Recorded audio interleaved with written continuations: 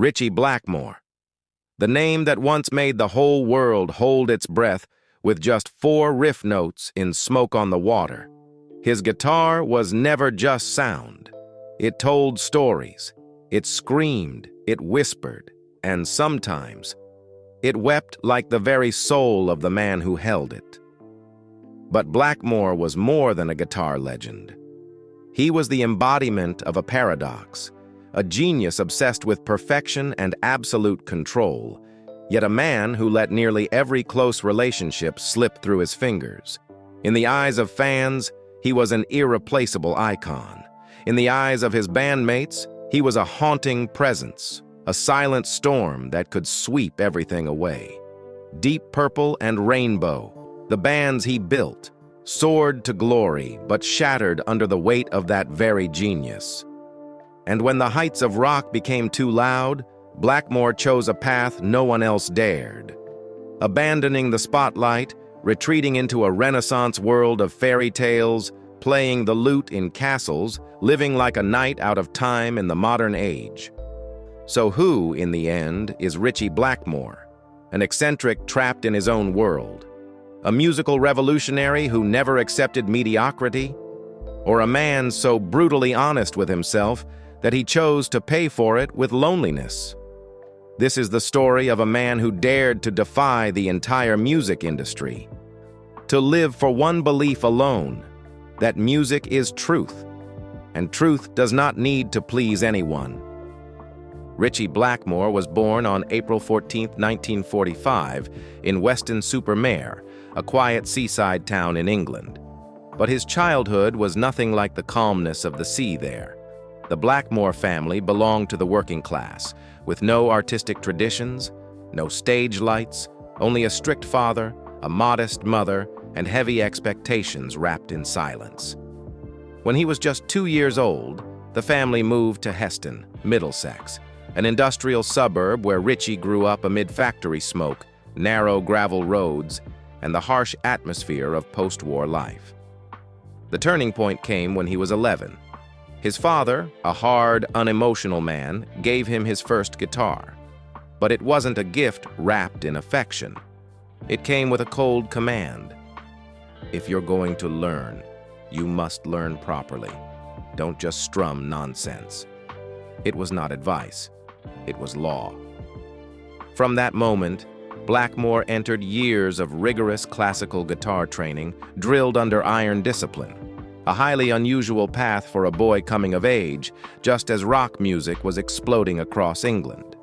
The dry exercises, the calloused fingers from repeating passages thousands of times, laid the foundation for a style the world would later recognize. A strange fusion of Bach and blues, of classical precision and the rebellious soul of rock. In the classroom, however, Ritchie was the opposite. He was a rebel, irreconcilable with the education system. He despised dogmatic teachers, scorned textbooks, and was often punished for fighting or talking during lessons. To him, school was a prison, not a place of enlightenment. The guitar was his only escape. By 15, he dropped out of school, an act many saw as reckless, but to Blackmore, it was the only way to avoid a path he never believed in. After leaving school, he worked as a radio technician at Heathrow Airport. By day, he quietly repaired transmitters. By night, he immersed himself in practice until his fingers went numb. The guitar was not a hobby. It was an obsession. One thought haunted him. I must become the best guitarist in England. Fortune struck when he came under the guidance of Big Jim Sullivan, one of Britain's leading session guitarists at the time. Sullivan didn't just teach technique, he instilled something Blackmore loathed hearing from anyone else: discipline. In music, Blackmore accepted discipline, knowing that such severity was the price of turning his guitar into a weapon. But if technique was the skeleton, emotion was the flesh and blood of music. And that emotion he found in Elvis Presley, Tommy Steele, and especially Hank B. Marvin of the Shadows, whose guitar tone was soft, sustained, drifting like a dream. Marvin's influence burned into Blackmore's mind, and even in his fiercest rock anthems, One could still hear that dreamy echo woven through the storm. As a teenager, while his peers dreamed of young love or chased their first adventures, Blackmore chose to walk alone. He clutched his guitar and quietly left. No luggage, no farewells. Only one obsession remained: to turn the guitar into a weapon to tell the story of his life. And from that moment, the journey to redefine the sound of rock music began, with a dropout, solitary, stubborn, yet carrying within him a fire nothing could extinguish. Ritchie Blackmore's career did not begin under dazzling stage lights or with the roar of massive crowds. It began with wandering through cramped studios and dusty tours across England. At 16, while many of his peers were still struggling with school, he plunged into the world of music like a solitary man possessed. Blackmore joined the Outlaws, a band that worked with the eccentric producer Joe Meek, one of the pioneers of electronic music in Britain. Inside Meek's tiny studio, filled with bizarre effects and distorted tape recordings, Ritchie learned an essential lesson. In the studio, there was no room for mistakes. You had to play fast, play precisely, and play with absolute discipline. He became a hired gun, lending his guitar to countless projects and backing singers like Glenda Collins, Hines, Screaming Lord Sutch, and Neil Christian. No one knew his name, but among musicians whispers spread, "Need a scorching riff? Call Blackmore." Throughout the 1960s, Blackmore hardly ever stopped. He accepted any job as long as it meant playing. If necessary, he was willing to stand behind second-rate stars just to get more hours of real-world practice. But not everyone could handle his temperament. Ritchie was cold, distant, and could wreck an entire show simply because his bandmates failed to keep up with an improvised solo. Many kept their distance, but that severity forged his steel-like resolve. Only music sharp enough to shock the listener awake was worth his effort. For a time, he toured in Germany, where Blackmore became infamous for his extreme playing style and his attitude of constantly testing both his bandmates and the audience. Fellow musicians recalled that if anyone hit a wrong note, he would simply turn his back and walk off the stage. To Blackmore, this wasn't arrogance, it was principle. Music either reached a level that made people wake up in shock, or it had no value at all. Through these restless years, Blackmore never truly belonged to a single group. He tried his hand with Screaming Lord Sutch, known for wild stage antics and chaotic shows. He spent a period with Neil Christian and the Crusaders, where his guitar began to find space in long, expressive riffs. But he always left again, still searching for a sound no one else had yet defined. For Blackmore, if there was no absolute creative freedom, any commitment was only temporary. In the mid-1960s, an opportunity came close to changing everything. Blackmore was once considered as a potential member of the Yardbirds, a band that launched legends like Eric Clapton, Jeff Beck, and later Jimmy Page. Had it happened, rock history might have looked very different. But the chance never materialized. And instead of becoming part of someone else's legend, Blackmore would soon create one of his own. In 1968, after a fateful meeting with John Lord and Chris Curtis, formerly of the Searchers, Ritchie was invited to join a new rock project called Roundabout. That name was soon replaced with 3 words the world would never forget: Deep Purple, named after one of Ritchie's grandmother's favorite songs. From that moment, the years of drifting through anonymous bands ended. Blackmore was no longer a hired guitarist. He was now the architect of sound for a band that would completely reshape rock music. In 1970, Deep Purple released In Rock, the true turning point for both the band and Ritchie Blackmore. This was when they abandoned the hazy psychedelic style and dove headlong into a new domain: hard rock. With Speed King, Blackmore's guitar opened like a storm, furious, relentless, smashing through every old convention. And in Child in Time, he led his Stratocaster from hushed melodies to a climax that tore through space like a scream, dragging both audience and bandmates into an unforgettable journey. The album established Deep Purple as pioneers of hard rock worldwide, and Blackmore as the sound architect behind the transformation. 2 years later came Machine Head, 1972, instantly a landmark. The track Smoke on the Water, built on 4 simple yet immortal notes, pushed Deep Purple beyond music into cultural phenomenon. Yet Blackmore himself felt little pride in it. He bluntly dismissed the riff as unimaginative, more accident than invention. What he truly valued was Highway Star, where he built a guitar solo structured like a Bach symphony, but unleashed at the speed and power of rock. That was where he saw himself. Deep Purple's fame reached its zenith, and Blackmore became the center of attention not only for his talent, but also for his ferocious performances. The pinnacle of that chaos came at California Jam 1974. Before more than 200,000 fans, Blackmore smashed his guitar, hurled it into the TV cameras, and blew up an entire row of amplifiers. It was a moment both legendary and infamous. Some hailed him as godlike, others condemned him as an uncontrollable destroyer. To Blackmore, it was simply part of the stage ritual, where music was not just sound, but also visual destruction. That same year, Deep Purple released Stormbringer, an album seen as a new direction, but one that split the band. Instead of staying on the hard rock and heavy metal path Blackmore had carved, the band began drifting toward funk and soul, influenced by Glenn Hughes's tastes and David Coverdale's experimental curiosity. To many, this broadened Purple's palette, but to Blackmore, it was betrayal. He despised the funky rhythms, groovy bass lines, and soulful touches, dismissing them as commercial contamination that stripped the music of its necessary brutality. As the others grew excited about branching out, Blackmore grew more isolated. He wanted to keep Deep Purple's sound heavier, anchored in guitar, direct, uncompromising. When he proposed recording Black Sheep of the Family, a cover by Quatermass, as a way to steer the band back to hard rock, his bandmates flatly refused. To Blackmore, it wasn't just rejecting a song, it was proof that his musical vision was no longer respected. He later described it as sitting on a ship where the captain insists on turning toward the rocks, and you know it's going to crash. That was the breaking point.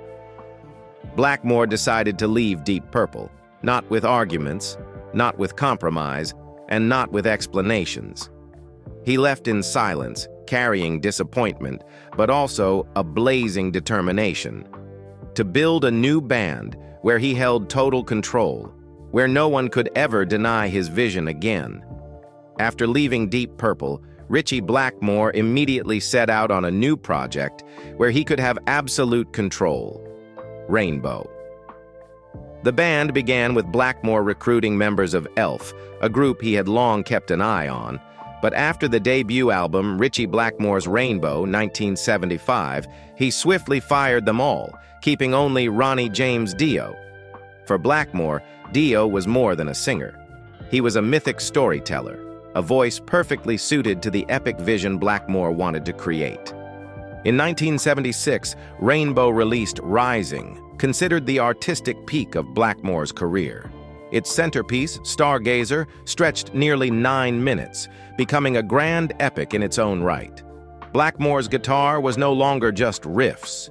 It cut through like symphonic strings. Dio's voice soared like that of a prophet. This was no longer just rock, but a heroic saga where hard rock fused with classical grandeur and Eastern colors. Many critics hailed Rising as the definitive heavy metal album of the 1970s, a monument still revered today. But behind the glory was suffocating tension. Bandmates described working with Blackmore as walking a tightrope with a gun to your back. He forced them to re-record takes until they collapsed, often unleashed cutting sarcasm, and never hesitated to fire anyone who displeased him. Bassist Jimmy Bain admitted no one ever knew when they'd be sacked. Keyboardist Tony Carey said, "Every word Ritchie spoke was a dagger of sarcasm." Drummer Cozy Powell once had to redo a passage 50 times until he finally cried out, "I don't even know what I'm playing anymore." That pressure eventually drove Ronnie James Dio to leave in 1979. To him, Rainbow was no longer a realm of mythic epics, but was drifting toward commercialism. Blackmore brought in Graham Bonnet, then Joe Lynn Turner, as lead singers. Albums like Down to Earth, 1979, and Difficult to Cure, 1981, delivered major hits like Since You've Been Gone and Stone Cold, songs that dominated radio and MTV. Yet loyal fans criticized Rainbow for losing its soul, becoming a market-friendly rock band rather than an artistic project. Even so, Rainbow remained a global phenomenon. By the time they first disbanded in 1984, the band had sold over 28 million albums worldwide. That figure proved the enormous influence of Blackmore, even as he was branded too dictatorial and unpredictable. Yet it was precisely this need for control that prevented Rainbow from maintaining stability. After constant lineup changes, the band's first chapter closed, and Blackmore once again turned back to Deep Purple in a shocking reunion. In 1984, the rock world was shaken when Ritchie Blackmore agreed to rejoin Deep Purple after nearly a decade apart. The comeback wasn't just a musical event. It was a resurrection. Soon after, they released Perfect Strangers, an album that exploded worldwide. Blackmore's guitar was still fierce, edgy, and razor-sharp, blending seamlessly with Ian Gillan's dramatic wails and John Lord's heavy organ. Fans felt as though Purple's golden era had returned. The album not only sold massively and climbed charts across nations, but it also restored the band to the very heart of the global hard rock map. The Perfect Strangers tour cemented this even further. Tens of thousands packed stadiums, the atmosphere blazing as if the 1970s had come alive again. Every show sold out, from the US to Europe, forcing both critics and fans to admit Deep Purple had never died, and Blackmore was still its irreplaceable soul. New tracks blended with Smoke on the Water and Highway Star, painting a vivid picture of a band that was both extending its legend and proving its timeless power. Yet behind the blinding lights and thunderous applause, the old fractures never healed. The conflict between Blackmore and Ian Gillan, which had once torn the band apart, still simmered. Blackmore, cold and withdrawn, demanded everything be run under his iron discipline. Gillan, on the other hand, refused to become a puppet under Blackmore's control. To him, Blackmore was nothing less than a stage dictator who never listened to anyone.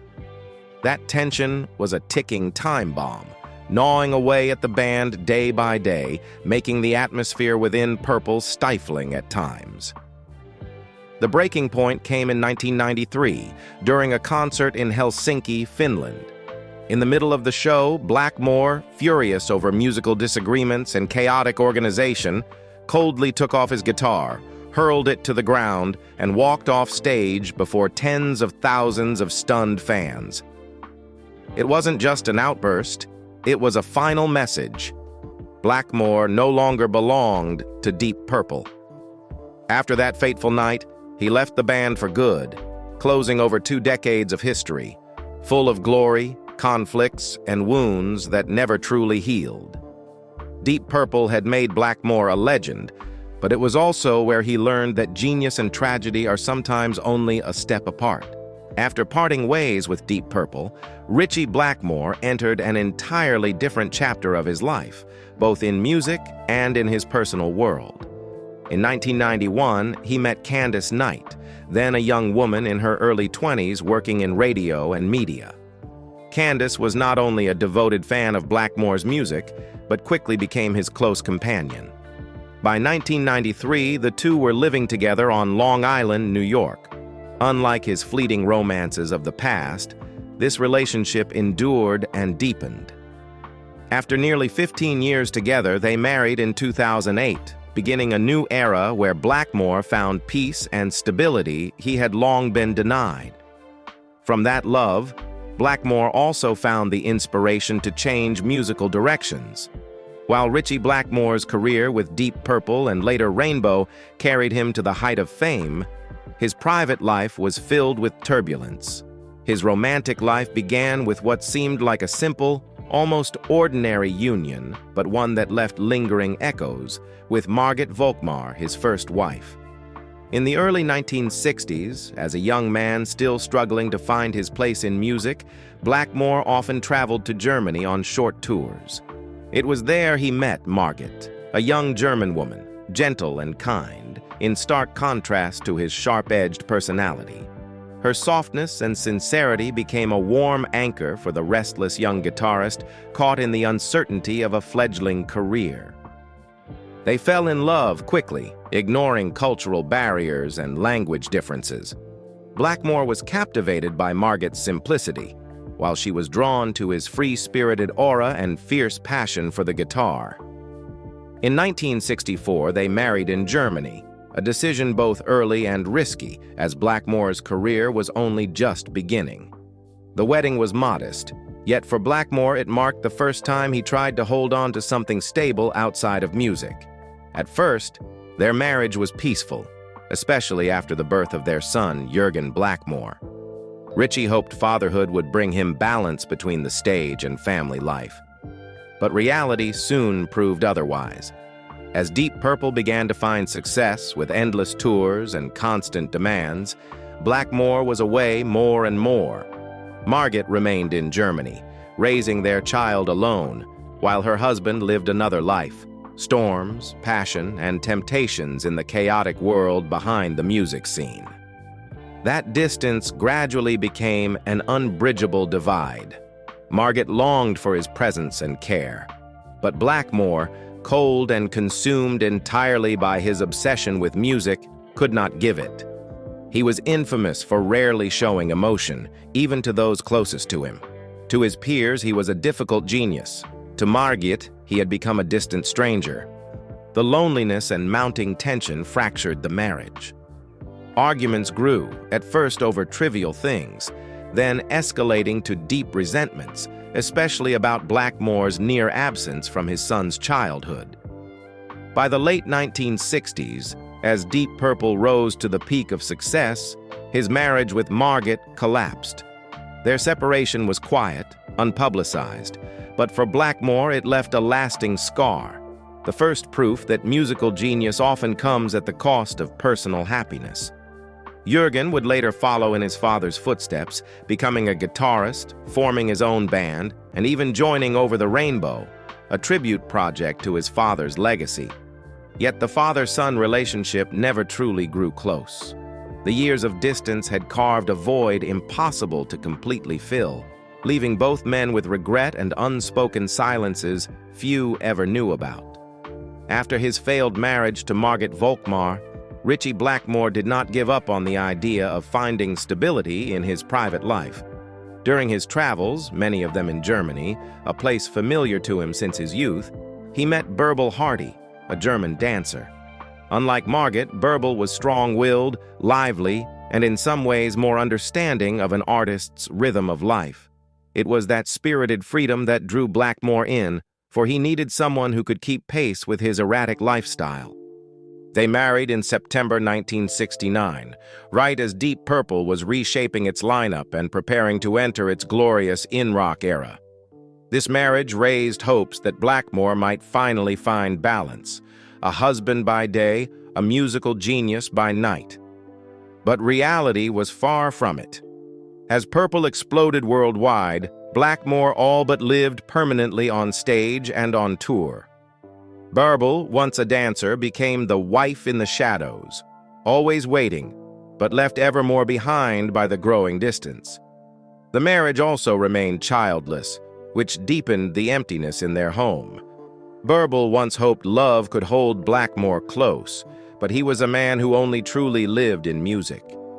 Known for being cold, taciturn, and at times even cruel, Blackmore placed the guitar above everything, and his career at that time consumed him entirely. Inevitable conflicts followed. Bärbel longed for a real family, while Blackmore treated marriage as nothing more than a formality that came with life. For her, he wasn't just absent physically on endless tours. He was absent emotionally, closed off, solitary, unreachable.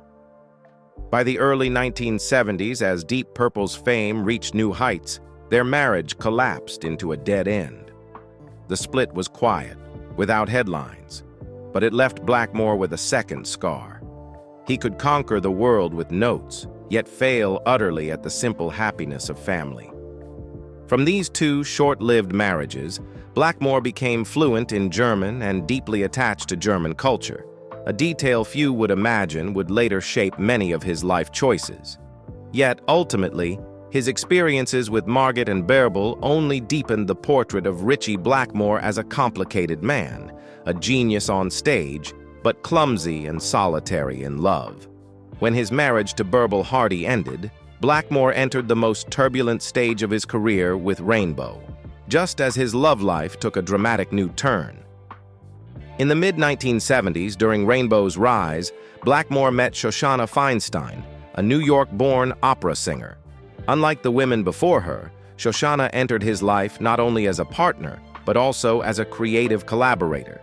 They lived together in California, and Shoshana even sang on the album Ritchie Blackmore's Rainbow, 1975. For a fleeting moment, many believed Blackmore had finally found someone who could truly merge into his complex musical world. But music itself became the executioner of that love. In the studio, Blackmore was extreme, forcing Shoshana to sing the same passage, 28 times. There was no sympathy, no comforting embrace, only a cold stare and the harsh command. If crying makes you sing better, then keep crying. Shoshana broke down and eventually left him in silence, later describing the affair as surviving an earthquake with a genius. In the years that followed, Blackmore kept searching for balance. In 1981, he married for the third time to Amy Rothman, an American woman outside the entertainment industry. At first, this union seemed like it might release him from the endless cycle of love-music collapse. Amy was gentle, discreet, and appeared content to live quietly in the shadow of a legend. But Blackmore's nature never changed. Still closed off, distant, and unwilling to compromise with family life. Just 2 years later, in 1983, the marriage ended quickly. Those close to him recalled, Blackmore could stand on stage for hours under burning lights, yet couldn't bear a few minutes at the breakfast table listening to small talk. For him, marriage always seemed like a fragile contract, easily signed, but just as easily abandoned when it no longer matched his inner world. After the short-lived marriage to Amy Rothman ended in 1983, Blackmore once again fell into the familiar void, loneliness, instability, yet still yearning for a safe harbor. Amid his constant tours in the U.S., he met Tammy Williams, a woman working in the hotel industry in Tennessee. Tammy was not an artist, not part of the entertainment world, and perhaps it was precisely that simplicity that attracted Blackmore, a genius exhausted by so many stormy relationships entangled in music. Their love came swiftly, like an escape for both. Blackmore, usually withdrawn and aloof, seemed lighter and more at ease with Tammy. In the 1980s, they married quietly, away from press or public attention, just as he always wished to keep his private life separate from the stage. Not long after, they welcomed Jody, Blackmore's second child and only daughter. To many close friends, this was one of the rare times he truly tried to embrace fatherhood after having missed Jürgen's childhood during his first marriage. But the familiar pattern repeated. The overwhelming shadow of music, his harsh temperament, and the gulf between a rock star obsessed with total control and an ordinary woman longing for tenderness slowly eroded their bond. Tammy needed warmth and shared daily life, while Blackmore found solace only in hours locked away with his guitar. The marriage ended quietly, leaving another deep scar in Blackmore's personal life. Jody grew up mostly with her mother, while Blackmore carried on, roaming the endless roads of music, more solitary but also harder and more unyielding. 4 failed marriages, countless affairs left in tears. Many came to believe Blackmore was a man incapable of long-term attachment. Yet it was after these heartbreaks that fate brought him to Candace Knight in 1991, the final and only woman who could step into his complicated world, not to fix him, but to walk alongside him. After a string of heartbreaks, many believed Ritchie Blackmore would remain forever alone, with music as his only companion. But in 1991, fate set the stage for an encounter that changed everything. Candace Knight, then in her early 20s, was a model and music journalist assigned to interview Blackmore. She entered the meeting simply to do her job, yet found herself drawn to a man who was cold, enigmatic, and seemed to live in a world no one else could touch. Blackmore, who usually kept his distance from the press and rarely opened up, surprised everyone by being more forthcoming with Candace. She didn't try to analyze him or press for answers. She listened with a pure, curious attentiveness. From that meeting, they began to stay in touch, gradually stepping into what seemed like an impossible relationship between a reclusive, 50-something guitar legend and a young woman full of vitality. By 1993, Blackmore had moved in with Candace on Long Island, her hometown. It was an unusual step. After so many fleeting marriages, this was the first time he patiently built a long-term relationship before even thinking of marriage. For 15 years, they lived as husband and wife, without needing official papers. In Candace, Blackmore seemed to find what he had always lacked: understanding without demands, companionship without conditions. Candace never tried to change him. Instead, she stepped into his world. When he immersed himself in Renaissance and folk music, she learned to sing in Latin to match him. When he wanted the stage to feel like a time-traveling journey, she donned 16th-century gowns, standing beside him like a muse from a fairy tale.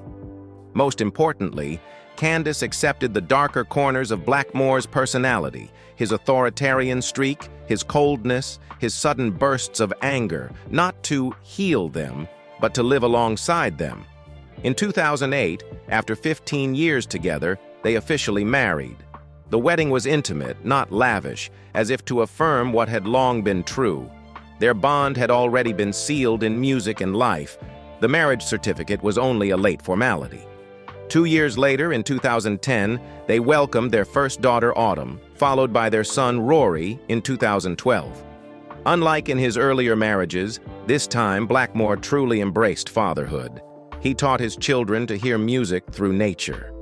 Do you hear the rain? That's like a D minor chord. No iPads, no social media.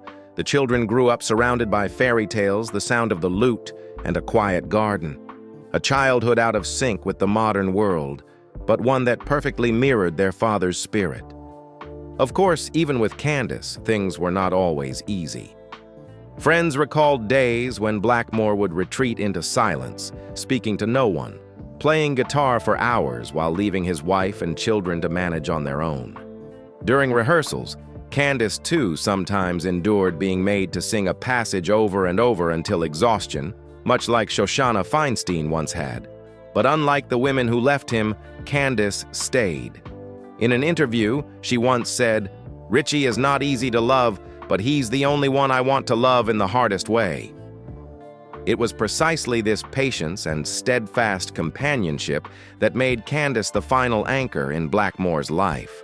Not a weight to hold him down, but a doorway through which he could step out into the world and still remain himself. Marriage to Candace Knight gave Ritchie Blackmore a rare sense of peace, but old age spares no one, not even the most steadfast.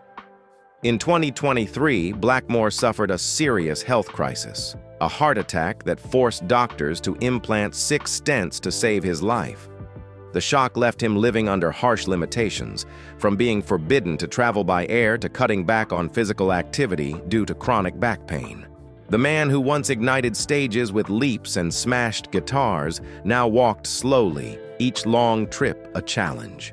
Yet instead of surrendering, Blackmore treated recovery as part of his life's journey. Music became therapy, the guitar his medicine. He practiced within his limits, playing each chord as a way to heal both body and spirit.